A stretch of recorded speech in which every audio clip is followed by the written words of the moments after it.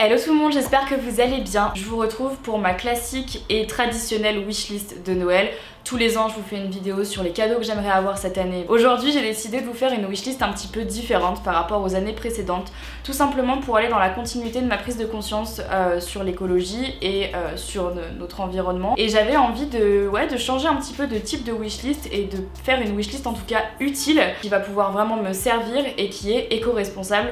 Et j'avais très envie de partager ça avec vous parce que peut-être que ça peut vous donner des idées de cadeaux que vous aimeriez cette année, qui peuvent vous servir et en plus de ça faire un geste pour l'environnement. En tout cas, c'est ce que j'ai demandé à Noël à mes proches et j'espère que ça pourra vous inspirer. Si jamais c'est pas une thématique qui vous intéresse ou qui vous touche, je vais vous linker dans la barre d'infos mes wishlists des années précédentes et peut-être que ça peut vous intéresser éventuellement si vous êtes plus axé sur la mode, la beauté, etc. Je vous mettrai ça de toute façon dans la barre d'infos. On va donc commencer maintenant parce que j'ai pas mal de choses dont j'ai envie de vous parler et que j'ai vraiment très envie de partager avec vous et j'espère du fond du cœur que ça pourra peut-être vous inspirer et vous aider. La première chose que j'ai demandé à Noël cette année à mes proches, c'est un compostier sous forme de tonneau.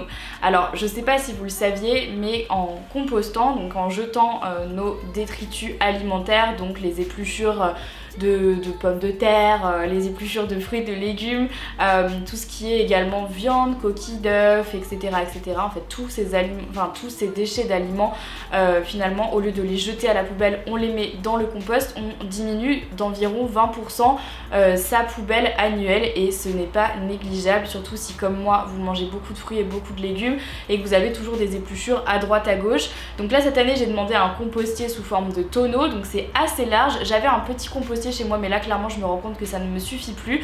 Et pourquoi sous forme de tonneau? Parce que le seul désagrément que je trouve au compostier classique qu'on peut avoir au fond du jardin, c'est que pour que le compost se fasse, il faut souvent aller et remuer le compost. Et croyez-moi, une fois que vous avez vu des vers de terre un petit peu partout, vous avez plus très envie de remuer votre compost. Là l'avantage d'un compostier en tonneau, c'est qu'en fait vous avez juste à tourner et le compost se remue, se crée, se forme, etc. Et je trouvais finalement le concept assez intéressant, d'autant que chez moi j'ai une grande terrasse, donc c'est assez facile pour moi de le poser sur ma terrasse et de le remplir au quotidien avec mes épluchures, etc., etc. Si jamais vous n'êtes pas du tout sensibilisé au compost, moi-même je continue à apprendre un petit peu ce que c'est et comment m'améliorer par rapport à ça, ce que je peux mettre dedans, etc. Je vais essayer de vous linker dans la barre d'infos des articles qui peuvent vous éclairer là-dessus et vous donner un petit peu plus d'informations au sujet du compost. Donc voilà ce que j'ai demandé à Noël. Et ensuite qu'est-ce qu'on fait du compost? Soit vous pouvez vous en servir pour vos plantes si vous avez un jardin, pour vos plantes d'intérieur ou pour vos plantes d'extérieur, ou alors vous pouvez tout simplement aller à la déchetterie. Il y a normalement, regardez, renseignez-vous dans vos villes, des endroits destinés à recevoir le compost. C'est assez intéressant. Je vais essayer pareil de vous trouver dans la barre d'infos des sites qui vous expliquent où est-ce que vous pouvez déposer votre compost. Normalement il y a des coopératives également. Si dans votre résidence vous avez un compostier pour les plantes, etc. de votre résidence, voilà, renseignez-vous à ce sujet là, mais j'essaierai de vous trouver tout ça dans la barre d'infos. La deuxième chose que j'ai demandé cette année à Noël, c'est un filtre à eau de la marque Berkey. Alors qu'est-ce que c'est que ça? Comme je vous le disais, je n'utilise plus de bouteilles en plastique depuis environ, je dirais 2 ans. En tout cas ça fait bien 2 ans que je n'achète plus de bouteilles d'eau en fait, que j'achète plus de packs d'eau parce que je trouve que c'est un nombre incalculable de déchets en trop dont on n'a absolument pas besoin. Et donc moi je bois de l'eau du robinet, où j'ai acheté un petit filtre à eau de la marque Brita qu'on branche sur le robinet et je remplis des carafes ou des bouteilles que j'ai en plastique et qui sont réutilisables, qui vont en fait dans ma soda stream, et je remplis mes bouteilles, je les mets au frigo et voilà, j'ai toujours de l'eau chez moi, mais je n'achète plus de bouteilles en plastique depuis plus de 2 ans. Le seul inconvénient avec le filtre à eau Brita, c'est qu'il est très lent et j'ai la sensation, après avoir lu pas mal d'articles, qu'il est pas... c'est pas le mieux, c'est pas le meilleur filtre qu'on pourrait trouver, et donc je me suis renseignée et j'ai trouvé le filtre à eau Berkey. Alors ce filtre à eau il est ultra cher, mais pour une bonne raison. J'ai pris une petite définition sur le site de Berkey pour vous expliquer tout ce que finalement ce filtre va réussir à enlever et comment ça va réussir à purifier l'eau que vous allez boire. Donc en fait finalement à l'intérieur, je vais vous dire un petit peu tout ce que ça enlève, c'est assez fou. Le filtre à eau Berkey purifie entre autres les virus, les bactéries, les kystes, les parasites, les métaux lourds, fluorures, produits chimiques, produits pharmaceutiques et médicaments, radium 222, hormones, solvants, dérivés pétroliers, pesticides, herbicides, nitrites, matières fécales, sédiments, rouille, plomb, aluminium, chlore, nitrite, mauvaise odeur, turbidité, tout en laissant passer les minéraux. Je me suis vraiment rendu compte que c'était pas possible de continuer à boire de l'eau du robinet, même si l'eau à Lyon c'est pas la pire qu'on peut avoir dans le monde bien sûr, parce que déjà les potables c'est déjà incroyable que notre eau du robinet soit potable. Il y a tellement de pays dans le monde et de continents dans le monde où ce n'est pas le cas. Mais en tout cas, je sais pour sûr qu'il y a beaucoup de choses dans l'eau que je bois au quotidien qui ne sont pas bonnes pour moi, dont tout ce que je vous ai cité juste avant.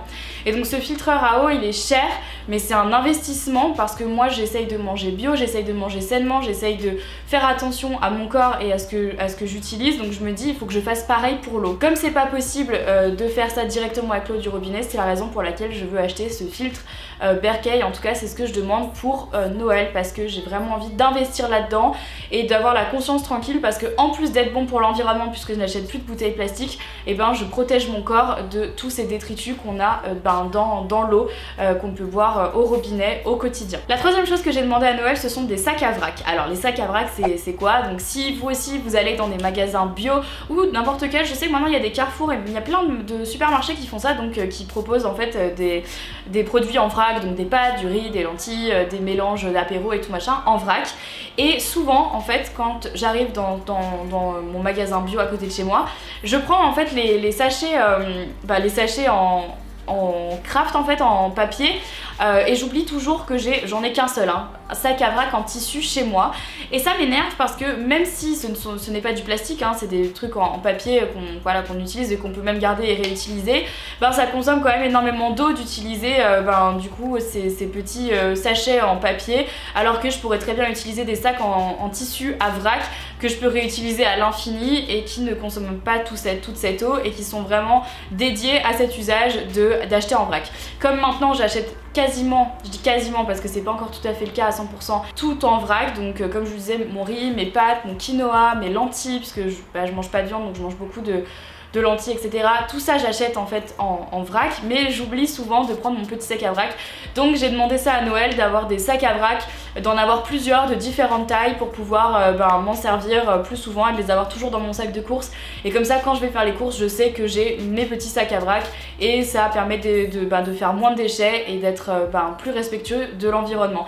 Et d'ailleurs acheter en vrac, ça sachez que de toute façon dans tous les cas c'est mieux pour l'environnement puisque vous enlevez quand même tous les emballages et ça fait beaucoup de déchets en moins, et du coup là avec les sacs à vrac ça en fait même quasiment plus. Donc j'ai demandé ça pour Noël. Ça s'achète un petit peu partout, moi je sais que dans les magasins bio à côté de chez moi ils en vendent en fait directement, mais je crois qu'on peut en trouver sur internet, etc., donc il y a plein de sites qui en vendent.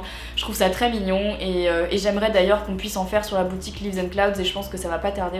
J'ai mis ça sur ma wishlist aussi des produits que je veux sortir l'année prochaine sur Leaves and Clouds, mais je vous en reparlerai plus tard. C'est un truc qui est pas si évident que ça à trouver en France.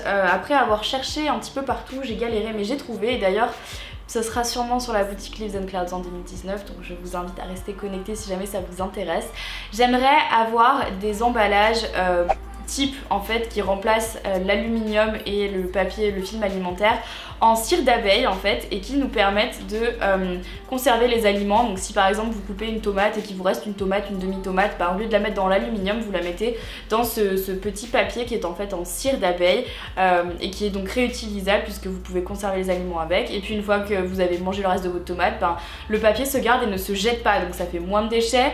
En plus de ça, l'aluminium, j'espère et j'essaye en tout cas de ne plus en utiliser. Là je termine ce que j'ai dans mes tiroirs et après j'en achèterai plus parce que les particules bougent. Bien sûr à la cuisson, pendant longtemps j'ai toujours tout cuit à l'aluminium au four, et en fait là j'arrête de le faire parce que je me rends bien compte que c'est pas bon et qu'il y a d'autres méthodes.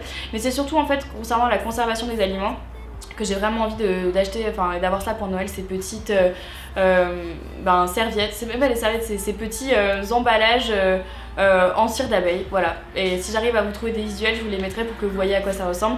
Mais je trouve ça top, je trouve que c'est une bonne idée de cadeau si jamais vous avez quelqu'un de votre entourage qui est un peu en mode zéro déchet, écologie et tout. Et je trouve ça sympa et en plus c'est utile. J'ai également demandé quelques livres cette année pour m'initier et m'intéresser au zéro déchet. J'en possède déjà 2, mais il y en a d'autres qui sont sur ma wishlist, des livres que j'aimerais lire concernant le zéro déchet et donc que j'ai mis sur ma wishlist. Je vous en mets quelques-uns ici et je vous les mettrai dans la barre d'infos parce que j'ai envie d'en apprendre plus concernant le zéro déchet, voir ce que je peux améliorer dans mon quotidien, et j'adore ce genre de livres parce qu'ils sont pas culpabilisants, ils sont bien faits et j'en ai entendu beaucoup de bien en tout cas, et ceux que j'ai lus moi je les trouve vraiment top. Donc c'est la raison pour laquelle j'ai demandé ça pour Noël, parce que je pense qu'on a tous besoin de s'éduquer sur le sujet et de savoir comment on peut faire mieux pour notre planète et mieux pour l'environnement. Et la dernière chose que j'ai demandé à Noël cette année, c'est une paire de Doc Martens vegan. Alors voilà, déjà j'essaye de ne plus acheter de cuir. Ça c'est quelque chose que pendant longtemps j'ai fait parce que je suis une grosse adepte des perfectos, j'adore les bottes en cuir, j'ai toujours aimé ça, j'aime les sacs à main, etc. Donc le cuir j'en ai toujours plus ou moins acheté sans jamais vraiment pas me poser la question, puisque je savais en achetant du cuir que c'était pas terrible quand même, que c'était des peaux d'animaux, et en plus ça va pas du tout avec le fait que je mange pas de viande. Je me disais mais pourquoi tu continues à acheter du cuir alors que tu manges pas de viande, enfin bref voilà. J'avais envie en fait de me racheter une paire de Doc Martens, parce qu'en fait j'ai une paire de Doc que j'ai utilisée pendant très longtemps et là qui est éclatée, et que clairement là ça fait, en fait je les ai depuis mes 16 ans, donc là elles ont bien vécu et je pense que ça y est, elles sont mortes les pauvres.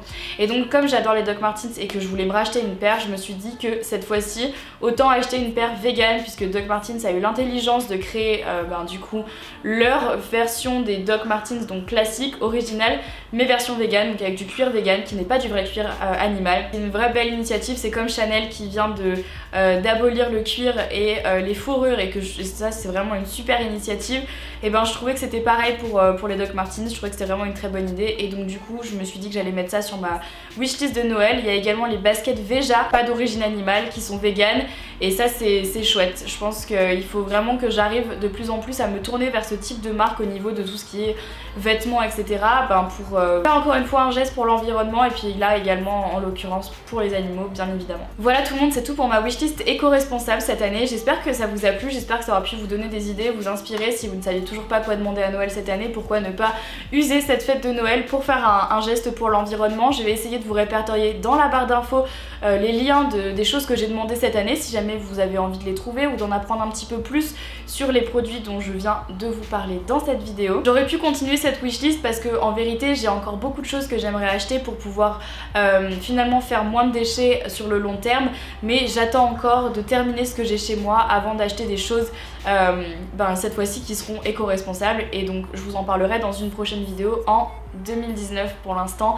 Voilà, vous verrez bien, je prépare pas mal de choses pour 2019 si vous me suivez sur mes vlogmas. Si ce n'est toujours pas le cas, je vous rappelle que je vlog tous les jours pendant le mois de décembre. Si vous les avez ratés, cliquez juste ici pour aller les voir.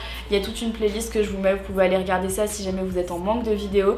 Mais voilà, je prévois de très gros changements dans ma vie pour 2019. Ça va prendre du temps, mais j'ai envie d'être un peu plus radicale que ce que j'ai pu être ces dernières années, et je sens qu'il est temps qu'un changement s'opère tant sur ma chaîne que dans ma vie. Et là je sens, ça trottait dans ma tête depuis la Tanzanie cet été, et là ça y est, je suis décidée et ça va arriver. Donc stay tuned comme on dit, restez connectés, vous allez bientôt le voir sur ma chaîne YouTube. Voilà pour ça, en tout cas j'espère vraiment que cette petite vidéo vous a plu. N'hésitez pas à me dire ce que vous en avez pensé dans les commentaires, je serais très curieuse de savoir ce que vous avez commandé pour Noël, pour ces fêtes de fin d'année. Dites-moi tout ça dans les commentaires. Merci d'avoir regardé cette vidéo jusqu'au bout. Si jamais vous n'êtes toujours pas abonné à ma chaîne YouTube, vous pouvez le faire en cliquant juste ici, et si jamais vous n'avez pas vu ma dernière vidéo sur pourquoi est-ce que j'ai arrêté de prendre la pilule, je vous la mets juste ici. Cliquez et allez me donner votre avis. Je vous fais à toutes et à tous d'énormes bisous et je vous dis à très bientôt pour une prochaine vidéo. Bye bye.